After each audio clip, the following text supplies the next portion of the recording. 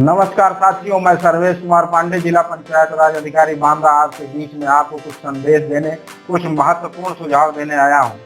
हमारे नवनिर्वाचित ग्राम प्रधान बंधु जो कि अभी पंचायत निर्वाचन में निर्वाचित हुए हैं, उनको ये बात बताने आया हूं कि आपकी गांव पंचायत, आप और आपके लोग कैसे सुरक्षित रह सकते हैं इस कोविड महामारी में।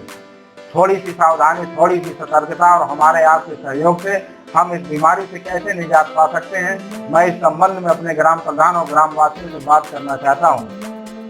साथियों, हम ग्राम प्रधान बंधुओं को ये बताना चाहते हैं कि इस लड़ाई को लड़ने के लिए आप अकेले नहीं है, पूरा गांव, पूरा समाज आपके साथ है। इसमें विशेष रूप से एक निगरानी समिति बनाई गई है जिसके आप अध्यक्ष हैं।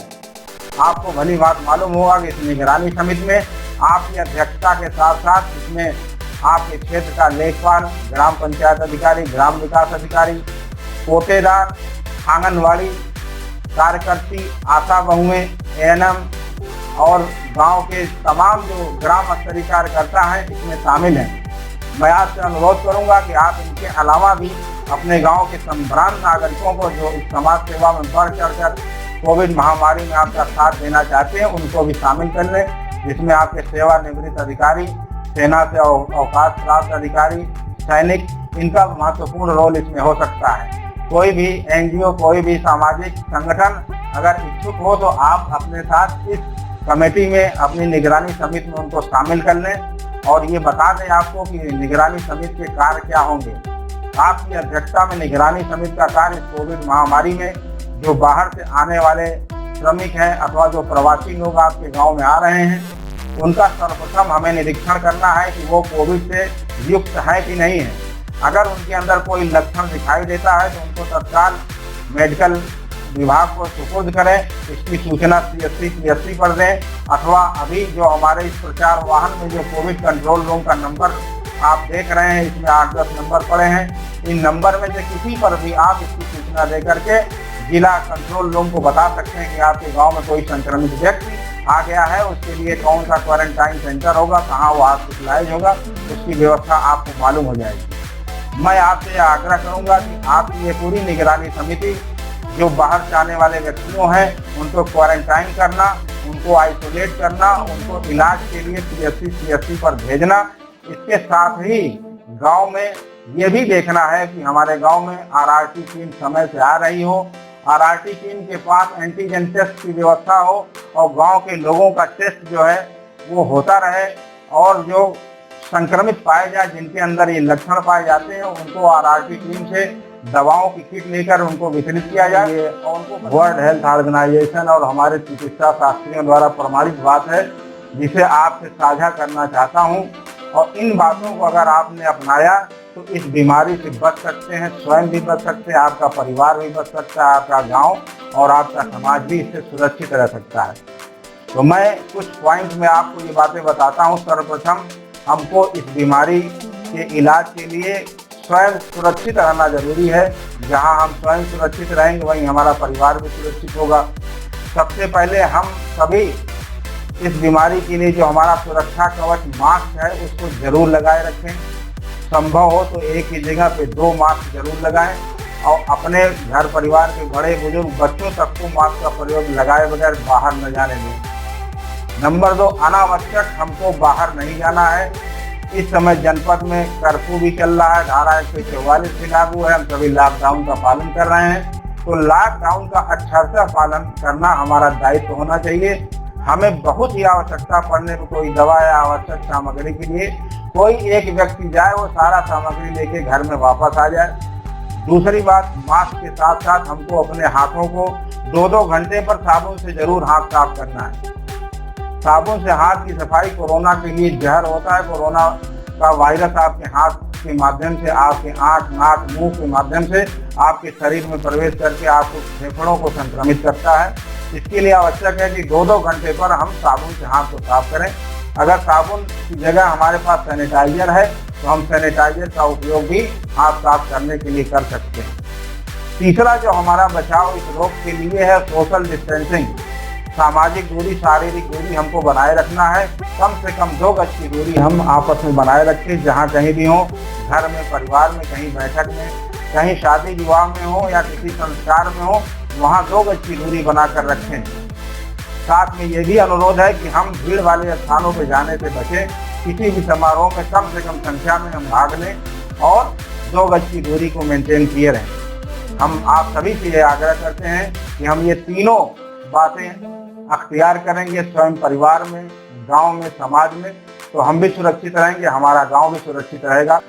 सभी ग्रामवासियों से यह अनुरोध है कि जो हमारे डॉक्टर के द्वारा सुझाया हुआ इलाज है उसमें जो स्वास्थ्य विभाग है वो किट दे रहा है जिसमें 8 से 10 दिन की दवाएं आपको दी जा रही हैं। उन दवाओं के प्रयोग के साथ साथ कुछ आवश्यक सावधानी आपको बताना है कि आप घर में रह करके इस कोविड महामारी, इस वायरस से कैसे सुरक्षित रह सकते हैं। आपको सर्वप्रथम एक उपाय ये करना है, जो घरेलू नुस्खे हैं जिसपे आपको पैसा नहीं खर्च करना है, घर में ही आपका उपाय है।